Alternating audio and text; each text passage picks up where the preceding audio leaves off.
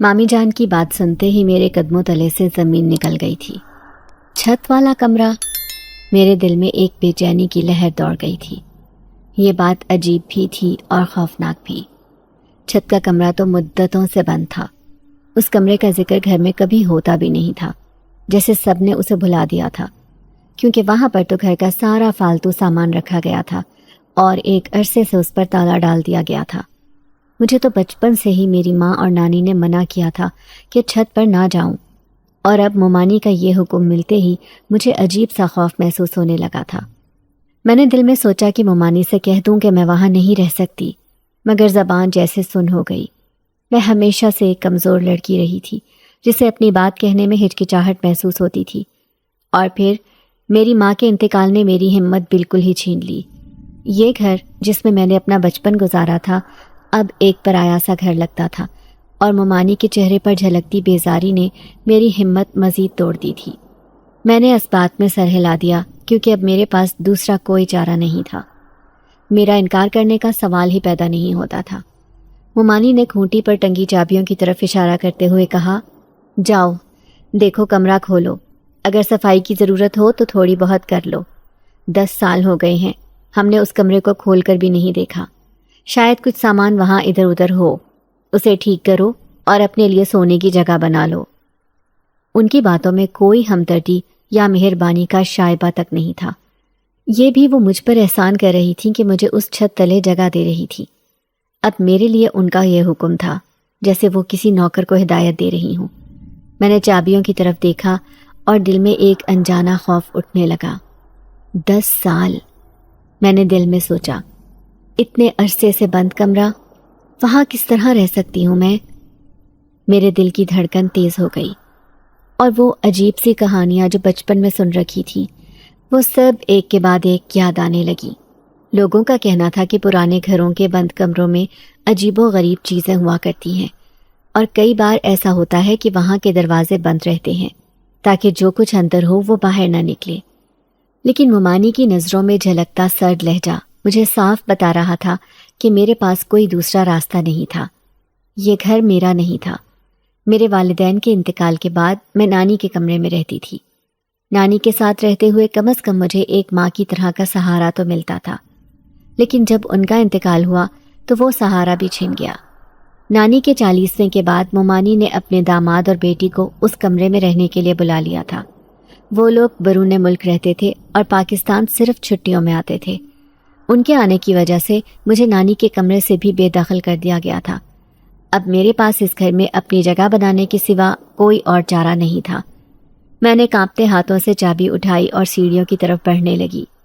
हर कदम के साथ दिल में खौफ मजीद गहरा होता जा रहा था। छत का दरवाज़ा धूल से अटा हुआ था और ताले पर जंग लग चुका था। मैंने ताले में चाबी घुमाई और एक चरचराहट के साथ दरवाज़ा खुल गया। जैसे ही दरवाज़ा खुला, एक सर्द हवा का झोंका मेरे चेहरे से टकराया और मेरे जिस्म में सनसनी दौड़ गई। मैंने झिझकते हुए कदम अंदर रखे। कमरा धुंधला सा था, कहीं धूल जमी हुई थी और जगह जगह मकड़ियों के जाले लटक रहे थे। कमरे की छत से रोशनी के बजाय पुरस्रार तारीकी झांक रही थी, जैसे बरसों की खामोशी ने यहाँ बसेरा कर रखा हो। मैंने दिल को मजबूत किया और अपने लिए एक छोटा सा कोना साफ करने की ठानी। अभी मैं वहाँ से कचरा साफ कर ही रही थी कि अचानक कमरे की खिड़कियाँ हिलने लगी। मुझे यूँ महसूस हुआ जैसे खिड़की के पास कोई खड़ा मुझे घूर रहा हो। मैंने फौरन पलट कर देखा तो वहाँ पर कोई भी नहीं था। आहिस्ता आहिस्ता खौफ मेरे वजूद पर तारी होने लगा था। उस लम्हे मैंने एक गहरी सांस ली और ख़ुद से कहा, ये मेरा इम्तिहान है, मुझे हार नहीं माननी चाहिए। लेकिन दिल में कहीं न कहीं ये एहसास जाग रहा था कि ये कमरा सिर्फ एक कमरा नहीं है। इसकी खामोशी कुछ कह रही थी, और शायद ये कमरा भी मेरे आने का इंतज़ार कर रहा था। ये तो अभी शुरुआत थी, रात होने को थी, और मैं नहीं जानती थी कि ये रात मेरे लिए क्या राज छुपाए हुए थी। पहले तो मुझे नींद आने का नाम ही नहीं ले रही थी। 100 तरह के वसवसे दिमाग में आ रहे थे। काफ़ी देर से जाकर मेरी आंख लग गई थी। अभी मैं गहरी नींद में थी कि अचानक एक शोर ने मेरी आंख खोल दी। पहले तो मुझे लगा शायद ये मेरा वहम है, मगर आवाज़ इतनी वाज़ेह थी कि मैं मज़ीद नज़रअंदाज ना कर सकी। हड़बड़ा कर उठ बैठी और दिल तेज़ी से धड़कने लगा। باہر سے آنے والی آوازیں جیسے کسی بڑے ہجوم کی تھی جو رات کے سناٹے کو توڑ رہی تھی۔ میرے ذہن میں کئی سوالات نے جنم لیا۔ رات کے اس پہر جب ہر کوئی اپنے اپنے بستروں میں سویا ہوا ہوگا، یہ شور کہاں سے آ رہا تھا؟ میں نے سوچا شاید مجھے ممانی یا گھر کے کسی اور فرد کو بلانا چاہیے، لیکن پھر یہ خیال آیا کہ اگر شور کسی عام بات کا ہو تو ممانی مجھے ڈانٹ دیں گی کہ میں بلا وجہ پریشان کر رہی ہوں۔ کافی ہچکچاہٹ کے بعد میں نے خود ہی کمرے سے باہر نکلنے کا فیصلہ کیا۔ میرے قدم بے حد آہستگی کے ساتھ اٹھ رہے تھے اور دل تیزی سے دھڑک رہا تھا۔ جیسے ہی میں باہر نکلی میرے قدم زمین میں جم گئے۔ سامنے کا منظر ایسا تھا کہ میرے ہوش اڑ گئے۔ ہماری چھت کے ساتھ جڑی ہوئی پڑوس کی چھت پر ایک عجیب و غریب محفل کا منظر تھا۔ چھت پر بے شمار لوگ جمع تھے، لیکن یہ کوئی عام لوگ نہیں لگ رہے تھے۔ ان کی موجودگی میں ایک عجیب سا پراسرار احساس تھا۔ کچھ لوگ ایک دائرے میں گول گول گھوم رہے تھے جیسے کسی قدیم رسم کا حصہ ہوں۔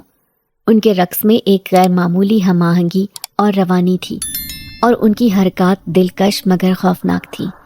ان کی حرکات کے ساتھ چھت پر ہلکی ہلکی روشنی پھیل رہی تھی، جیسے چاندنی بھی ان کے رقص کی مداح میں نکھر گئی ہو۔ چند دوسرے لوگ بڑی بڑی تھالیاں اپنے سامنے رکھے بیٹھے تھے جن میں طرح طرح کے لذیذ کھانے رکھے تھے۔ ان کھانوں کی خوشبو اتنی زوردار تھی کہ میری ناک تک پہنچ کر مجھے بے حد بھوک کا احساس دلانے لگی۔ حالانکہ میں نے کچھ دیر پہلے ہی کھانا کھایا تھا، لیکن یہ سب کچھ اتنا غیر حقیقی لگ رہا تھا کہ میرے لیے یہ سمجھنا مشکل ہو گیا کہ یہ خواب ہے یا حقیقت۔ میں نے اپنی آنکھوں کو رگڑ کر دوبارہ دیکھا، لیکن منظر وہی تھا۔ یہ لوگ اتنے عجیب و غریب نظر آ رہے تھے کہ میرے لیے ان کی موجودگی کا کوئی مطلب بنانا ممکن ہی نہیں تھا۔ ان کے کپڑے غیر معمولی طور پر خوبصورت اور چمکدار تھے، لیکن وہ کسی جدید طرز کے نہیں لگ رہے تھے، بلکہ کسی قدیم زمانے کی جھلک دے رہے تھے۔ ان کے چہروں پر ایک عجیب قسم کی چمک تھی جو انسانوں کی چمک سے مختلف تھی، جیسے وہ کسی اور ہی دنیا کے باسی ہوں۔ میرے قدم بے ساختہ ہماری چھت کی طرف بڑھنے لگے تاکہ میں قریب سے دیکھ سکوں۔ دل میں خوف اور تجسس کا ایک طوفان برپا تھا۔ میں دھیرے دھیرے چلتی ہوئی چھت پر پہنچ گئی اور دیوار کے پیچھے چھپ کر ان لوگوں کو غور سے دیکھنے لگی۔ ہر چیز اتنی حقیقی اور دلکش تھی کہ مجھے اپنی آنکھوں پر یقین نہیں آ رہا تھا۔ ان کے درمیان بیٹھا ایک شخص جو شاید ان کا سربراہ لگ رہا تھا سب سے زیادہ عجیب تھا۔ اس کے چہرے پر وقار اور رعب تھا، اور وہ اپنی تھالی سے کچھ کھانے کے بجائے مسلسل دوسروں کو اشارے کر رہا تھا۔ ایسا لگتا تھا جیسے وہ اس محفل کی قیادت کر رہا ہو۔ میرا نام سلمہ ہے اور میرا تعلق ایک انتہائی غریب اور بے سہارا گھرانے سے تھا۔ زندگی کے ابتدائی دنوں سے ہی حالات نے مجھ پر اپنی سختی کا نشان چھوڑ دیا تھا۔ میرے والد ایک نائی تھے جو اپنی محنت سے مشکل سے گھر کا خرچ چلاتے تھے۔ میرے والد کے پاس نہ تو زمین تھی، نہ جائیداد، اور نہ ہی کوئی مالی سہولت۔ وہ اپنے چھوٹے سے کام سے ہی گھر کا گزر بسر کرتے تھے۔ ان کی زندگی محنت سے عبارت تھی، لیکن شاید خوشیاں ان کی قسمت میں لکھی ہی نہیں تھی۔ میری ماں کا معاملہ بھی کچھ کم افسوسناک نہیں تھا۔ میری ماں کو ان کے بھائی یعنی میرے ماموں نے وٹے سٹے کی بھیٹ چڑھا دیا تھا۔ اس کا قصہ کچھ یوں تھا کہ میرے ماموں کو ایک لڑکی پسند آ گئی تھی۔ شاید وہ لڑکی ان کی محبت کا جال بچھا کر انہیں اپنی طرف مائل کرنے میں کامیاب ہو گئی تھی، یا پھر یہ یک طرفہ محبت تھی۔ ماموں اپنی ضد کے معاملے میں بہت سخت تھے، اور وہ اس حد تک پہنچ گئے کہ انہوں نے اپنی بہن یعنی میری ماں کی زندگی کی پرواہ تک نہ کی۔ وہ لڑکی جو میرے ماموں کی محبت تھی، اس نے اپنی شادی سے پہلے ایک عجیب شرط رکھی تھی۔ وہ کہتی تھی کہ میری ماں کا رشتہ اس کے کزن کو دیا جائے، ورنہ وہ میرے ماموں سے شادی نہیں کرے گی۔ یہ شرط سن کر سب حیران رہ گئے، لیکن چونکہ میرے نانا حیات نہیں تھے، اس لیے گھر میں کوئی ایسا مرد موجود نہیں تھا جو اس شرط کو رد کر سکتا۔ میری ماں اور نانی نے کافی احتجاج کیا، لیکن ان کی بات کسی نے نہ سنی۔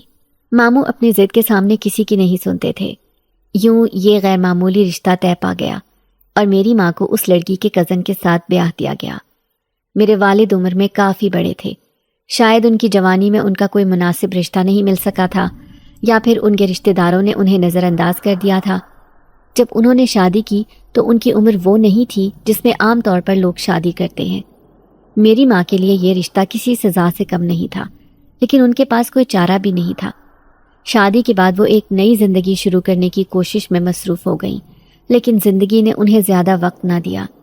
جب میری ماں حاملہ ہوئی تو ایک دن اچانک میرے والد کا انتقال ہو گیا۔ یہ سانحہ ہماری زندگی کے لیے ایک بہت بڑا دھچکا تھا۔ میری ماں کی دنیا جیسے اجڑ گئی تھی۔ وہ ایک بیوہ بن گئی اور انہیں اپنے ہونے والے بچے کے ساتھ ایک بے سہارا زندگی کا سامنا کرنا پڑا۔ میرے والد کے انتقال کے بعد میری ماں ہمیشہ کے لیے میری نانی کے پاس آ کر رہنے لگی۔ میری نانی کا گھر 4 کمروں پر مشتمل تھا۔ اس گھر میں ایک بڑا سا صحن تھا جہاں دن کے وقت دھوپ پڑتی تھی اور شام کو ٹھنڈی ہوا چلتی تھی۔ صحن کے بیچ میں ایک پرانا سا کنواں تھا جس کے بارے میں نانی بتایا کرتی تھی کہ یہ ان کے دادا نے تعمیر کروایا تھا۔ گھر کے اوپر ایک چھت تھی جس کی منڈیر کافی اونچی تھی اور وہ چھت ہمارے لیے ہمیشہ ایک معمہ بنی رہی۔ نانی ہمیشہ ہمیں سختی سے منع کرتی تھی کہ ہم چھت کی طرف نہ جائیں۔ وہ کہتی تھیں کہ چھت پر پراسرار مخلوق آباد ہیں۔ ان کا کہنا تھا کہ وہاں رات کے وقت عجیب و غریب آوازیں آتی ہیں اور کئی سال پہلے کسی نے وہاں جانے کی کوشش کی تھی تو وہ بیمار پڑ گیا تھا۔ ان کہانیوں سے میرا دل بچپن سے ہی خوف سے بھر گیا تھا، لیکن میری نانی کہتی تھیں کہ یہ گھر ان کے والد نے میرے نانا کے لیے تعمیر کروایا تھا اور تب سے ہماری فیملی یہاں رہ رہی ہے۔ نانی اکثر ہمیں بتاتی تھی کہ یہ گھر بہت پرانا ہے اور کئی نسلوں سے ہمارا خاندان یہاں پر رہ رہا ہے۔ وہ کہتی تھیں کہ ان کے زمانے میں یہ جگہ پرسکون ہوا کرتی تھی، لیکن وقت کے ساتھ ساتھ یہاں عجیب و غریب واقعات ہونے لگے۔ رات کے وقت کبھی کبھار قدموں کی چاپ سنائی دیتی اور کبھی کوئی پراسرار سایہ صحن میں گزرتا دکھائی دیتا۔ میری ماں اور نانی ہمیشہ یہی کوشش کرتی تھی کہ ہم اس چھت کے قریب بھی نہ جائیں۔ وہ کہتی تھیں کہ جو بھی وہاں گیا اسے پریشانیوں کا سامنا کرنا پڑا۔ میں ان کی باتوں کو سن کر ہمیشہ خوفزدہ ہو جاتی تھی۔ مجھے لگتا تھا کہ اس چھت پر واقعی کوئی راز چھپا ہے، لیکن میں اس راز سے پردہ اٹھانے کی ہمت کبھی نہ کر سکی۔ یہ سب باتیں میرے ذہن میں اکثر گونجتی رہتی تھیں اور میں خود سے سوال کرتی تھی کہ آخر یہ چھت کیوں اتنی پراسرار ہے، وہاں جانے پر کیا ہو سکتا ہے؟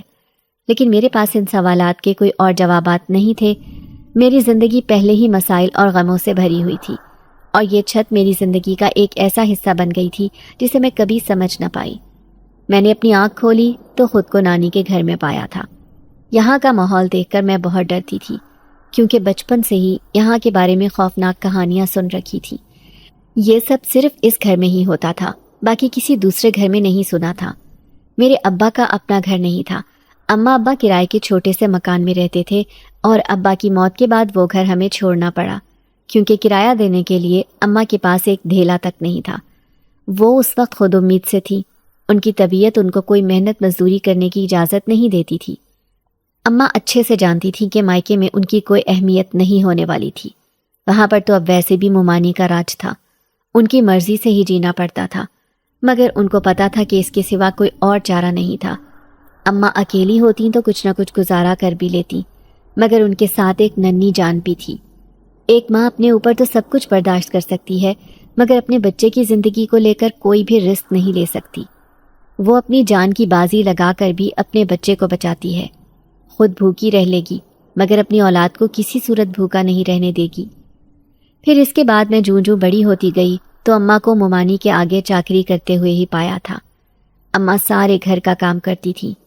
اکثر ممانی کسی نہ کسی بات پر اماں کو ڈانٹ رہی ہوتی تھی جس کو اماں خاموشی سے سن لیتی۔ ان کو پتا تھا کہ اگر اس گھر میں رہنا تھا تو یہ سب تانے تو سننے ہی تھے۔ اگر وہ آگے سے کوئی جواب دیتی تو ممانی ماموں کو شکایت کر دیتی۔ وہ تو تھے ہی اپنی بیوی کے دیوانے، ان کی ہر جھوٹی بات پر آنکھ بند کر کے یقین کر لیتے تھے۔ اماں کی دیکھا دیکھی میری فطرت میں بھی یہی چیز شامل ہو گئی تھی۔ میں بھی چپ چپ رہتی تھی۔ مجھے ممانی سے ڈر لگتا تھا۔ وہ جب اماں کو ڈانٹتی تو میں رونے لگ جاتی تھی۔ میرا دل چاہتا تھا کہ ممانی کو کہہ سکوں کہ یہ گھر میری اماں کا بھی تھا۔ ان کی شادی ہونے کا مطلب یہ تھوڑی تھا کہ وہ اب بالکل پرائی ہو گئی تھی، مگر یہ سب باتیں میرے دل میں ہی رہ جاتی تھی کیونکہ اگر کچھ بولتی تو ہمیں ہی 100 باتیں سننے کو ملتی۔ میں نانی سے پوچھتی تھی کہ آخر یہ پراسرار مخلوق اس گھر میں ہی کیوں تھی، ایسی کیا وجہ تھی جو وہ ادھر تھی، تو وہ چپ ہو جاتی۔ مجھے ان کی خاموشی بہت کھلتی تھی کہ آخر کیوں ایسا تھا۔ پھر جب ایک دن اماں بھی خاموشی سے مجھے چھوڑ کر چلی گئی تو میں بہت روئی کیونکہ اب ممانی نے اپنا سارا غصہ میرے اوپر نکالنا شروع کر دیا تھا۔ ان کی ایک بیٹی تھی جس کا نام ردا تھا۔ وہ میری ہی ہم عمر تھی مگر اس کی شادی وقت پر ہو گئی تھی، جبکہ اماں کے پاس میری شادی پر خرچے کے لیے ایک تھیلا نہیں تھا۔ ممانی نے ہمیں یہاں رہنے کی اجازت دے دی تھی، یہی غنیمت تھی۔ پھر اب جب ردا اپنے شوہر کے ساتھ یہاں رہنے آ گئی تھی تو ذمہ داریاں پہلے سے مزید زیادہ ہو گئی تھیں۔ سب سے پہلا دکھ تو مجھے اپنی نانی کا کمرہ چھوڑنے کا تھا، جہاں پر میری ان کے ساتھ کئی یادیں تھیں، مگر زیادہ ہال تو مجھے اس بات پر اٹھ رہے تھے کہ اوپر چھت والے کمرے میں اب سے کیسے رہوں گی۔ اگر میرے اوپر کوئی پراسرار مخلوق چمٹ گئی تو کیسے خود کی جان بچا سکوں گی؟ نانی نے کہا تھا کہ اگر ایک بار وہ کسی لڑکی پر عاشق ہو جائیں تو کبھی اس کا پیچھا نہیں چھوڑتے تھے۔ اب آدھی رات کو پڑوس والی چھت پر سجی محفل دیکھ کر میرا تو حال ایسا تھا کہ کاٹو تو بدن میں لہو نہیں۔ اتنا شور شرابہ تھا، لیکن اس کے باوجود کسی اور کو وہ سنائی نہیں دے رہا تھا۔ میں تو حیران تھی کہ ویسے تو ممانی میری ذرا سی آواز پر چوکنا ہو جاتی تھی، اور اب وہ کیسے گہری نیند میں تھی۔ میں حیران تھی کہ اس گھر میں تو سالوں سے کوئی نہیں آیا تھا۔ میں اسی گھر میں پیدا ہوئی اور یہیں پر جوان ہوئی، مگر آج تک مجھے نہیں یاد پڑتا تھا کہ ساتھ والے گھر میں کسی کو جاتے دیکھا ہو۔ جس طرح سے ہمارے گھر کی چھت پر کوئی نہیں جاتا تھا اور اس کمرے کو تالا لگا تھا، اسی طرح یہاں پر کوئی آباد نہیں تھا۔ میں نے بس اتنا سن رکھا تھا کہ یہ گھر جن کا تھا وہ کہیں اور رہتے تھے، جبکہ انہوں نے اس وجہ سے یہ گھر نہیں بیچا تھا کہ یہ ان کے باپ دادا کا گھر تھا جو وہ کسی دوسرے کو نہیں دینا چاہتے تھے۔ اب ایسے ایک دم سے اتنے لوگوں کا ہجوم دیکھ کر مجھے ایسا لگا شاید وہ لوگ واپس آ گئے ہوں، مگر ان کی شکلیں کافی مختلف تھیں۔ ہمارے علاقے کے لوگ سبھی معمولی نقوش کے تھے، جبکہ یہ سب تو ایسا لگتا تھا جیسے کسی دوسری دنیا کے رہنے والے ہوں، خاص کر وہ روب دار سا آدمی جو کہ ان کا سردار معلوم ہوتا تھا۔ ایسا لگتا جیسے کسی ریاست کا شہزادہ ہو۔ ہر کوئی اس کے سامنے عقیدت سے آنکھیں جھکا لیتا تھا۔ میں وہاں اتنی دیر رکی رہی کہ اب میرے اندر مزید کھڑے ہونے کی ہمت نہیں رہی تھی۔ میری ٹانگوں نے جیسے جواب دے دیا۔ ویسے بھی مجھے ڈر تھا کہ اگر کسی نے مجھے دیکھ لیا تو کہیں برا نہ منا لے۔ میں تو ان کو جانتی تک نہیں تھی اور نہ ہی کبھی ان سے بات ہوئی تھی، نہ جانے یہ کس قسم کے لوگ تھے۔ میں چپکے سے کمرے میں آ گئی تھی، مگر اب مجھے پھر سے ڈر لگ رہا تھا۔ کتنی مشکلوں سے تو اس پراسرار کمرے میں نیند آئی تھی۔ اب تو بھوک کا احساس بھی ہو رہا تھا، کیونکہ اس لذیذ کھانے نے میرے اندر کھانے کی طلب پیدا کر دی تھی۔ میں آہستہ سے اٹھی، کیونکہ ممانی تو سو گئی ہوں گی۔ اب کچن کی طرف جانے ہی لگی تھی کہ وہاں سے کسی کو نکلتے دیکھا۔ میں نے غور کیا تو وہ ردا کا شوہر تھا، جو کہ شاید پانی لینے آیا تھا۔ میں وہاں سے واپس کمرے میں جانے کے لیے مڑی، کیونکہ اس کی نظریں مجھے کچھ ٹھیک نہیں لگتی تھیں۔ جب سے وہ لوگ آئے تھے تو وہ اپنی ایکس رے کرتی نظروں سے مجھے گھورتا رہا تھا، لیکن میری بدقسمتی تھی کہ اس نے مجھے دیکھ لیا تھا اور فوراً سے آواز دے کر کہا، ارے آپ اس وقت جاگ رہی ہیں؟ کوئی کام تھا کیا، یا پھر کچھ چاہیے تھا؟ میں تو اس کے سوال سن کر پریشان ہو گئی تھی کہ اگر اس کی آواز کی کسی کو بھنک لگ گئی تو اس کا تو کچھ نہیں جانے والا تھا، الٹا میرے لیے ہزاروں مسائل کھڑے ہو جاتے۔ ردا تو ویسے بھی سائے کی طرح اپنے شوہر کے ساتھ ساتھ رہتی تھی تاکہ اس کے شوہر پر کوئی دوسری لڑکی ڈورے نہ ڈالے۔ اب جب اس کو رات کی تنہائی میں میرے ساتھ کھڑا دیکھ لیا تو میری چمڑی ادھیڑ کر رکھ دیتی، کیونکہ وہ تو اپنے شوہر پر کسی دوسری لڑکی کا سایہ بھی برداشت نہیں کر سکتی تھی۔ میں نے اس سے کہا کہ نہیں، میں بس پانی پینے آئی تھی، آپ آرام سے جا کر سو جائیں، مگر وہ تو حد سے زیادہ ڈھیٹ تھا۔ بجائے کمرے میں جانے کے میرے پیچھے کچن میں ہی آ گیا تھا اور کہنے لگا کہ آپ اتنی خاموش رہتی ہیں، باقی سب کی طرح باتیں کیا کرے، میرے ساتھ بھی آپ نے کوئی خاص بات نہیں کی۔ مجھے اس کی یہ باتیں زہر لگنے لگی کہ وہ یہ کیا بکواس کر رہا تھا۔ میں نے اب کے ذرا سختی سے بولا، دیکھیں بھائی، آپ جائیں یہاں سے، رات بہت ہو گئی ہے، میں بھی بس جانے والی ہوں۔ یہ سن کر وہ کہنے لگا، ارے بھائی کہہ کر تو آپ نے ہمارا دل توڑ دیا، اتنی حسین لڑکی بھلا میری بہن کیسے ہو سکتی ہے؟ یہ کہتے ہی وہ میرے پاس آنے لگا تھا کہ ایک دم سے ردا نے چلاتے ہوئے کہا، یہ کیا ہو رہا ہے یہاں پر؟ اپنی بیوی کی آواز سن کر ردا کا شوہر فوراً سے میرے سے دور ہوا اور اس کو بولنے لگا، ارے میں تو پانی پینے آیا تھا، یہ اس لڑکی نے مجھے باتوں میں لگا دیا۔ میں پھٹی آنکھوں سے اس گھٹیا آدمی کی بات سنے گئی جس نے لمحے میں بیوی کو دیکھتے ہی پینترا بدل لیا تھا اور سارا الزام میرے سر ڈال دیا تھا۔ میں نے جلدی سے ردا کو کہا، نہیں ایسی بات نہیں ہے، میں نے ان کو نہیں روکا، بلکہ یہ خود یہاں کھڑے ہو کر میرے ساتھ فضول باتیں کرنے لگے تھے۔ میرا اتنا کہنا تھا کہ ردا نے زناٹے دار تھپڑ میرے منہ پر مارا اور کہا، نیچ لڑکی، تیری اتنی ہمت کہ ایک تو میرے شوہر کو اس رات کے اندھیرے میں لبھا رہی ہے اور پھر پکڑے جانے پر میرے معصوم شوہر پر سارا ملبہ ڈال رہی ہے۔ میں تیرا منہ نوچ لوں گی۔ کمزاد، اپنی شادی تو ہو نہیں رہی، میرے سہاگ پر ڈورے ڈالنے لگی ہے۔ سب سمجھتی ہوں میں تیرے جیسے لڑکیوں کو، خود کا گھر تو بس نہیں سکتا، اب چلی ہے میرا گھر خراب کرنے۔ میں نے اگر اگلی بار تجھے اپنے شوہر کے آس پاس بھی بھٹکتے ہوئے دیکھا تو میرے سے برا کوئی نہیں ہوگا، تیرا وہ حال کروں گی کہ ساری دنیا دیکھے گی۔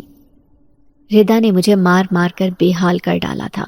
میں اس کی منتیں کرتی رہی کہ میری کوئی غلطی نہیں ہے، میں بے قصور ہوں، یہ تمہارے شوہر کی ہی میرے اوپر نظریں خراب تھیں، مگر وہ کسی صورت میری بات سننے کو راضی ہی نہیں تھی۔ اس کو اپنے شوہر پر اندھا اعتماد تھا، اس کو ایسا لگتا تھا کہ وہ تو کوئی غلطی کر ہی نہیں سکتا تھا۔ مجھے مارنے کے بعد وہ کمرے میں چلی گئی، جبکہ میں وہیں کچن کی دہلیز پر اپنا زخمی وجود لیے بیٹھی آنسو بہاتی رہی۔ کوئی نہیں تھا جو میری مدد کرتا یا میرا ساتھ دیتا۔ میرے اپنے سگے ماموں جب میری طرف دیکھتے نہیں تھے تو میں کسی دوسرے سے کیا امید کرتی؟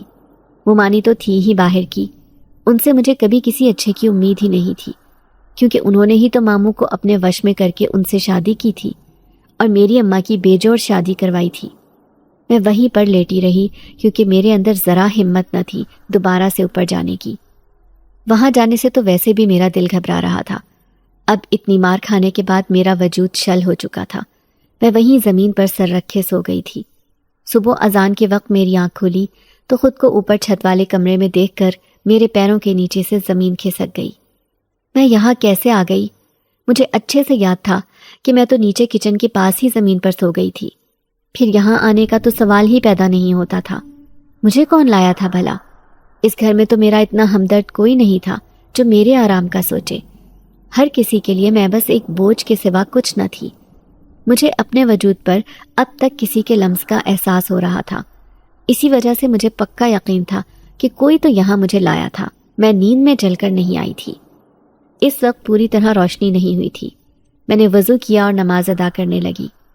نماز پڑھنے کے بعد نیچے بھاگی کیونکہ ممانی تیز تیز آواز میں مجھے بلانا شروع ہو گئی تھی۔ وہ مجھے دیکھ کر کہنے لگی، آج کیا سارا دن بستر توڑنے کا ارادہ تھا تیرا؟ اچھی طرح پتا ہے کہ میری بیٹی اور داماد آئے ہوئے ہیں، بجائے ان کے لیے ناشتہ تیار کرنے کے تو آرام سے لیٹی سو رہی تھی۔ اوپر کمرہ دینے کا یہ مطلب نہیں ہے کہ تو بس ہر وقت اسی میں گھسی رہے، سارے کام تو نے ہی کرنے ہیں، مفت میں کسی کو اپنے گھر نہ رہنے دوں۔ میں نے ان کی ڈانٹ سن کر اسبات میں سر ہلایا اور پھرتی سے ناشتے کی تیاری میں لگ گئی۔ سارا ناشتہ دسترخوان پر لگانے کے بعد ممانی اپنی بیٹی کو بلانے کے لیے گئی۔ اس کے بعد وہ سب ناشتہ کرنے میں مصروف ہو گئے۔ کسی نے میرے سے جھوٹے منہ بھی نہیں پوچھا تھا کہ تم بھی کچھ کھا لو۔ کل رات سے مجھے بھوک لگی ہوئی تھی، مگر ردا نے ممانی کو کل رات ہوا واقعہ سنا ڈالا تھا، جس کے بعد میرا ان کے ساتھ بیٹھ کر کھانا ممنوع کر دیا گیا تھا۔ ممانی نے تو میرے کھانے پینے پر بھی پابندی لگا دی تھی۔ مجھے ایک وقت کی روٹی کھانے کی اجازت تھی، وہ بھی سوکھی۔ میں نے ان سے کچھ بھی نہیں بولا کیونکہ مجھے پتا تھا اب یہی میری قسمت تھی۔ مجھے ہر حالت میں اس کو قبول کرنا تھا کیونکہ اس کے سوا کوئی چارہ نہیں تھا۔ میں نے پھر گھر کی صفائی ستھرائی شروع کر دی تھی۔ سب گھر والوں نے دوپہر کو کسی رشتہ دار کی دعوت پر جانا تھا، جس وجہ سے گھر میں کھانا نہیں بن رہا تھا۔ میں نے ایک وقت کی روٹی کھا لی تھی۔ ممانی نے مجھے سختی سے دھمکی دی تھی کہ خبردار اگر تو نے اپنے لیے کچھ بنایا، یہ راشن تیرا باپ لا کر نہیں دیتا، اس لیے اپنی منمانی کرنے کا سوچنا بھی مت۔ میں تو تھی ہی ڈری سہمی سی لڑکی، ان کی تیز آواز پر بھی سہم جاتی تھی، اسی لیے ان سے بولا کہ ممانی میں کسی چیز کو ہاتھ تک نہیں لگاؤں گی۔ پھر اس کے بعد وہ لوگ چلے گئے، میں کپڑے دھونے میں مصروف ہو گئی۔ اس کے بعد چھت پر سکھانے گئی تو بے ساختہ میری نظر پڑوس والی چھت پر بھی گئی، مگر اس وقت وہاں ایسا سناٹا تھا جیسے ادھر کسی کا نام و نشان تک نہ ہو۔ مجھے حیرت ہوئی، اس لیے کپڑے تار پر ڈالنے کے بعد میں نے اس چھت پر سے نیچے کی طرف جھانکا۔ ہر طرف گہری خاموشی کا راج تھا۔ مجھے اس پراسرار خاموشی سے وحشت ہوئی۔ کل تک تو یہاں ایک محفل لگی ہوئی تھی، اب یہ چھت ایسی خالی تھی کہ دیکھ کر کسی کو لگتا ہی نہیں کہ ادھر بہت سارے لوگ اکٹھے تھے۔ میں نے خود سے کہا کہ آخر وہ سب کون تھے اور اب کہاں چلے گئے؟ یہ گھر تو خالی پڑا ہوا ہے، کیا وہ سب لوگ رات کو ہی واپس چلے گئے تھے؟ میں وہیں کھڑی سوچ ہی رہی تھی کہ مجھے نیچے سے کچھ آواز آئی۔ ایسا لگا جیسے نیچے کوئی تھا۔ میں پریشان ہوئی کہ ابھی کچھ دیر پہلے ہی تو سب لوگ نکلے تھے، اتنا جلدی واپس آنا ناممکن تھا۔ ممانی لوگ تو شام سے پہلے نہیں آنے والے تھے۔ میں نے اپنا وہم سمجھ کر کمرے کا رخ کیا، کیونکہ آج میں نے سوچ رکھا تھا کہ کمرے کی صاف صفائی کر کے اس کو اپنے رہنے کے قابل کروں گی۔ کل تو جیسے تیسے کر کے رات گزر گئی تھی، مگر 10 سالوں سے یہ کمرہ بند تھا۔ یہاں پر اب اس قدر جالے اور دھول مٹی جمع ہو چکی تھی کہ مجھے یہ کمرہ کم اور خوفناک سی جگہ زیادہ لگتا تھا۔ ویسے بھی نانی نے جو باتیں میرے ذہن میں بٹھا رکھی تھی، اس کے بعد تو میرا بس اللہ ہی حافظ تھا۔ میں نے جھاڑو لے کر سارے جالے وغیرہ صاف کیے۔ اس کے بعد جتنا بھی پرانا سامان تھا اس کو گھسیٹ کر ایک طرف کیا اور اپنے لیے ایک طرف گدا بچھا لیا تھا۔ اس سب کام میں مجھے تقریباً 2 گھنٹے لگے تھے۔ پھر اس کے بعد میں بیٹھی ہی تھی کہ میری نظر اس سامنے پڑی پرانی الماری پر گئی۔ اس کا پٹ کھلا تھا جس میں سے مجھے کچھ چمکتا ہوا دکھائی دیا۔ میں نے غور سے دیکھا تو وہ ایک چھوٹا سا سنہری ڈبہ تھا۔ میں نے سوچا کہ اس سالوں پرانے کمرے میں بھلا یہ ڈبہ کیوں پڑا تھا؟ یہ تو دیکھنے سے ہی بہت قیمتی ڈبہ لگ رہا تھا۔ مجھے سمجھ آ گئی تھی کہ وہ سونے کا بنا ہوا تھا۔ یقیناً اب تک ممانی کو اس کے بارے میں پتہ نہیں تھا، اسی وجہ سے یہ یہاں پڑا ہوا تھا۔ اگر ان کو بھنک بھی لگی ہوتی اس کی تو انہوں نے کب کا یہ قیمتی سونے کا ڈبہ ہتھیا لیا ہوتا۔ پیسہ تو ویسے بھی ان کی کمزوری تھا۔ میں نے اللہ کا نام لے کر وہ ڈبہ کھولا تو آنکھیں کھلی کی کھلی رہ گئیں، کیونکہ اس ڈبے میں ایک سرخ رنگ کے پتھر والی انگوٹھی تھی۔ وہ انگوٹھی دیکھ کر صاف لگتا تھا کہ وہ لاکھوں روپے کی مالیت کی تھی۔ اتنی خوبصورت انگوٹھی تو کبھی زندگی میں نے نہیں دیکھی تھی۔ یہ آج کل کے دور کی نہیں تھی، بلکہ کسی قدیم وقتوں کی معلوم ہو رہی تھی۔ میں تو اس کی خوبصورتی میں کھو گئی تھی۔ پھر جلدی سے اس کو ڈبے میں رکھا کہ کہیں کوئی دیکھ نہ لے۔ میں نے اس ڈبے کو دوبارہ سے اس الماری کے کونے میں چھپا لیا تھا۔ مجھے پتا تھا یہاں پر کسی نے نہیں آنا، کیونکہ ہر کوئی اوپر آنے سے ڈرتا تھا۔ سب کو اپنی جان کی پرواہ تھی سوائے میری جان کے۔ ان کو گھنٹہ فرق نہیں پڑتا تھا کہ میں زندہ رہتی ہوں یا مرتی ہوں۔ ان کی بلا سے میں کل کی مرتی آج مر جاتی۔ میں نے سب اپنے رب پر چھوڑ دیا تھا، کیونکہ وہی ہر چیز کا مالک ہے۔ تمام طاقت اسی کے پاس ہے۔ اس نے ہی مجھے بھی بنایا ہے اور جنات کو بھی۔ اس کے حکم کے بغیر تو ہم سانس تک نہیں لے سکتے۔ وہی میری حفاظت بھی کرے گا۔ ویسے بھی میری نانی کہا کرتی تھی کہ جس کا کوئی نہیں ہوتا اس کا اللہ ہوتا ہے۔ میں نے صفائی ستھرائی کر لی تو شام کے سائے لہرانے لگے تھے۔ مجھے نیچے سے کچھ آہٹ محسوس ہوئی تو سمجھ آ گئی کہ سب لوگ آ گئے تھے۔ میں نیچے گئی تاکہ دیکھ سکوں، مگر وہاں پر سناٹا چھایا دیکھ کر میرے وجود میں خوف کی لہر دوڑ گئی۔ اب تک کوئی نہیں آیا تھا تو پھر مجھے کیوں ایسا لگا جیسے میں نے کسی کے قدموں کی چاپ سنی ہو؟ یہ میرا وہم ہرگز نہیں تھا۔ ابھی میں مڑی ہی تھی کہ میری نظر اپنے سر کے اوپر اڑتی ہوئی چمگادڑوں پر گئی۔ اتنی ساری سیاہ چمگادڑوں کو دیکھ کر میری چیخیں نکلنے لگی۔ مجھے سخت خوف آیا، کیونکہ ایک تو گھر میں میرے علاوہ کوئی تھا نہیں، اوپر سے پتہ نہیں یہ کدھر سے اندر آ گئی تھی۔ میں نے تو سب کھڑکیاں دروازے اچھے سے بند کیے ہوئے تھے۔ اس علاقے میں تو آج تک یہ نہیں تھی۔ ان کی سرخ آنکھیں دیکھ کر تو میرا دل خوف کے مارے تیزی سے دھڑک رہا تھا۔ میں حلق کے بل چلاتی گئی۔ پھر تھوڑی دیر بعد ممانی کی چنگھاڑتی آواز سن کر میں ساکت رہ گئی۔ جب انہوں نے کہا، یہ کیا تماشا لگایا ہوا ہے تو نے لڑکی؟ ایسی کون سی قیامت آ گئی تھی جو تو نے پورے گھر کو سر پر اٹھایا ہوا ہے؟ اپنی عزت کا نہیں تو کم سے کم ہمارے وقار کا ہی خیال کر لے۔ آس پڑوس کے لوگ سمجھیں گے کہ ہم نہ جانے تیرے اوپر کون سے ظلم کے پہاڑ توڑ رہے ہیں۔ یہ کس بات پر تو جاہلوں کی طرح چیخ رہی ہے؟ کون سا بھوت دیکھ لیا تھا تو نے؟ بول۔ میں نے ان سے کہا، ممانی یہ دیکھیں، اتنی بہت ساری خوفناک چمگادڑیں گھر میں آ گئی ہیں، پتہ نہیں یہ کہاں سے نمودار ہو گئی ہیں۔ میں نے آنکھیں میچ کر ان کو بتایا تو انہوں نے بجائے ڈرنے کے میرے بال اپنی مٹھی میں پکڑے اور چلاتے ہوئے کہا، یہ کیا بکواس کر رہی ہے تو؟ یہ میرا گھر ہے، کوئی جنگل نہیں کہ ادھر چمگادڑیں آ جائیں گی۔ اگر تو یہ سب کر کے ہمیں ڈرانا چاہتی ہے تو میں تیرا جینا حرام کر دوں گی۔ پہلے اس بڑھیا نے سب کو ڈرا کر رکھا ہوا تھا، اب اس کے بعد تو نے یہ سب شروع کر دیا۔ ان کی بات سن کر میں نے دیکھا تو میرے اوپر مانو ساتوں آسمان ٹوٹ پڑے، کیونکہ وہاں پر اب کوئی چمگادڑ نہیں تھی۔ یہ کیسے پلک جھپکتے میں غائب ہو گئی تھی۔ ابھی 1 منٹ پہلے تک تو انہوں نے ادھر ہی میرا سانس سکھا رکھا تھا۔ یہ سب آخر کیا ہو رہا تھا؟ مجھے کچھ سمجھ نہیں آ رہا تھا۔ نہ جانے کون سی طاقت تھی اس گھر میں جو صرف مجھے ہی محسوس ہو رہی تھی، کسی اور کو تو دکھائی ہی نہیں دی۔ وہ سب لوگ اپنے کمروں میں چلے گئے تو میں بھی اوپر کمرے میں جانے لگی۔ مومانی لوگ خود تو پیٹ بھر کر کھانا کھا آئے تھے، اس لیے پرسکون نیند سونے چلے گئے، مگر کسی نے مجھ سے جھوٹے منہ بھی نہ پوچھا کہ تمہیں بھوک تو نہیں لگی۔ سارا دن کام کر کے میں سخت تھک چکی تھی، اوپر سے پیٹ بھی خالی ہو چکا تھا۔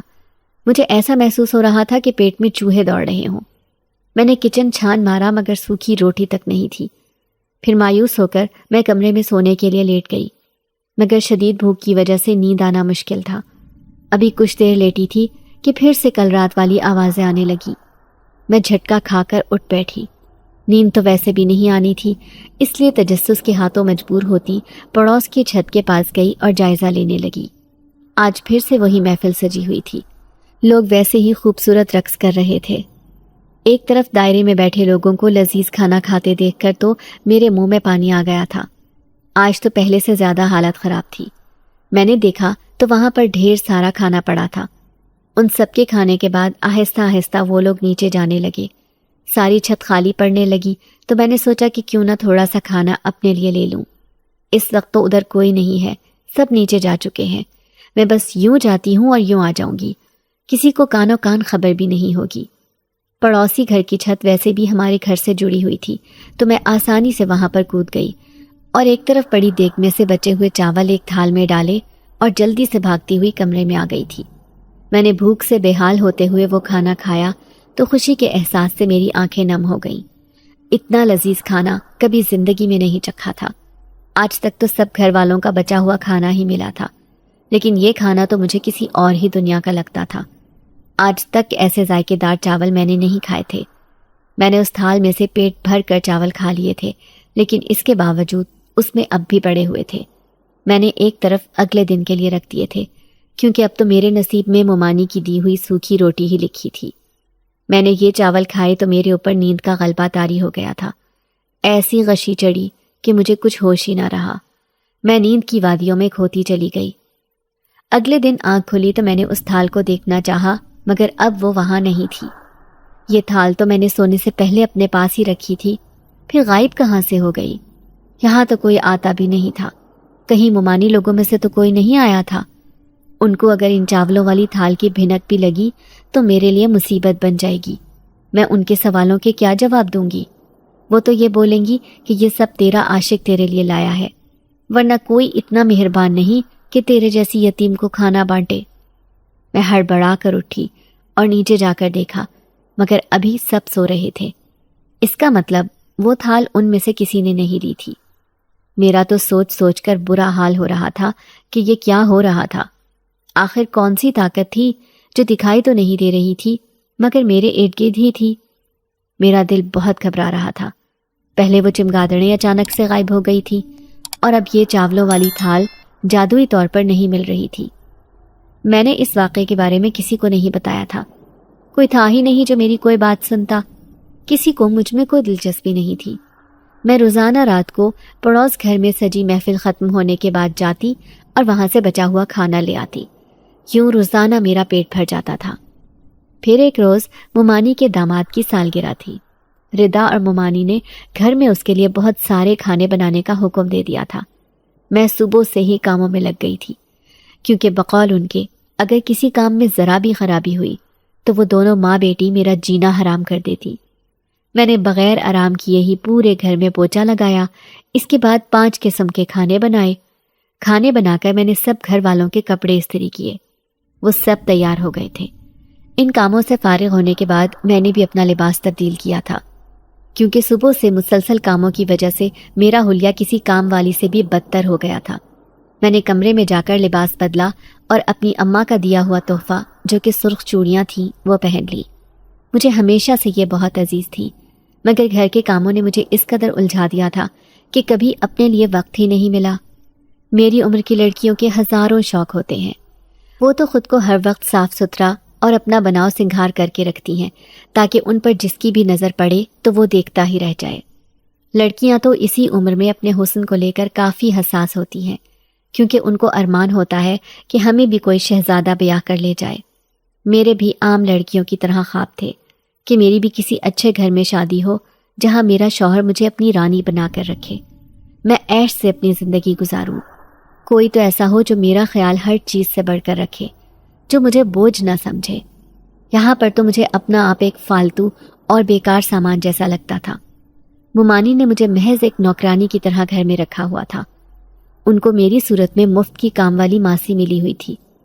میں نماز میں اپنے رب سے رو رو کر فریاد کرتی کہ میری زندگی میں بھی سکھ کے دن آ جائیں، جب میں بھی ایک پرسکون زندگی جی سکوں۔ مگر اب تو ایسا لگتا تھا کہ یہ سب ناممکن تھا، کیونکہ ہر گزرتا دن پہلے سے بدتر ہو جاتا تھا۔ میں سوچتی تھی کہ شاید کسی دن یہ لوگ مجھے اس گھر کے فرد کی طرح سمجھیں گے، مگر یہ میری بے وقوفی ہوتی تھی، کیونکہ یہ لوگ انسان نہیں تھے، ان کے پاس دل نہیں پتھر تھے۔ ان سے زیادہ خود غرض لوگ میں نے کہیں نہیں دیکھے تھے۔ ان کو میرے کسی احسان کی کوئی پرواہ نہیں تھی۔ میں نے اتنے سال ان لوگوں کی خدمت کی، اس کے صلے میں مجھے ہر بار ہی دھتکار ہی ملی تھی۔ میں اپنے ہاتھوں میں پہنی سرخ چوڑیوں کو دیکھتی اداسی سے مسکرا دی۔ پھر میں نیچے گئی تو سب کھانے میں مصروف تھے۔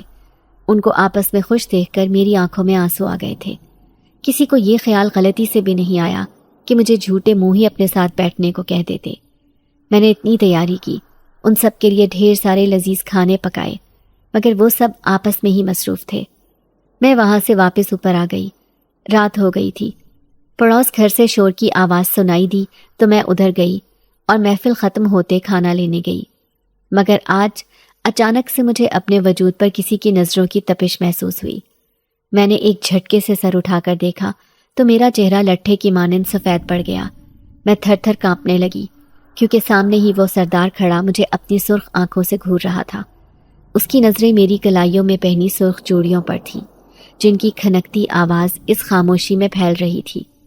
اس آدمی نے میرے ہاتھ میں تھال دیکھی تو پوچھا، آپ کون ہیں اور یہاں کیسے آئیں؟ میں نے ڈرتے ہوئے اس کو بتایا کہ میں یہ ساتھ والے گھر سے آئی ہوں، مجھے بھوک لگی تھی، کھانے کو کچھ نہیں تھا تو یہ بچا ہوا تھوڑا سا کھانا لینے آئی تھی۔